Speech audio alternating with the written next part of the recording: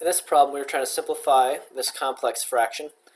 And remember we said a quick way to get rid of fractions is to multiply by the least common denominator. So if I take a look at x squared minus 1, I can simplify this as x minus 1 times x plus 1. It's the difference of squares.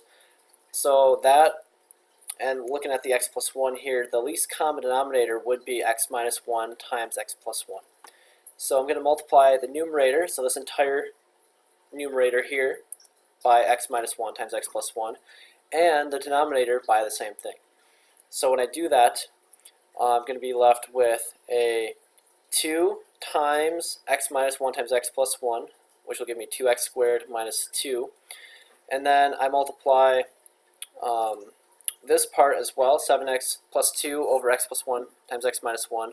Multiply that by the least common denominator. And the fraction, the numerator here and the denominator will cancel. I'm left with now a minus 7x plus 2, which would be negative 7x minus 2. And that's going to go here.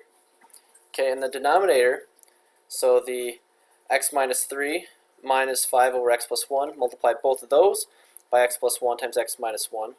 So multiply this part by that, I'm going to be left with something, and then over here multiply, the x plus 1s will cancel.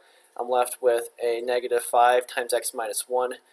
And so I'm not going to take the time to show you the nitty-gritty, but your final solution for the denominator should be this right here, x to the third minus 3x squared minus 6x plus 8. So from here, I can simplify the numerator. I'm going to get 2x squared minus 4 minus 7x, which this can factor. I'm left with 2x plus 1 times x minus 4. The denominator can also factor, and this is more difficult to see with the x to the third power, but kind of a strategy you can use is we know that many times when people write these problems that things will cancel out. So if you're not sure, you can experiment with something that you find in the numerator to see if it would cancel with something up there.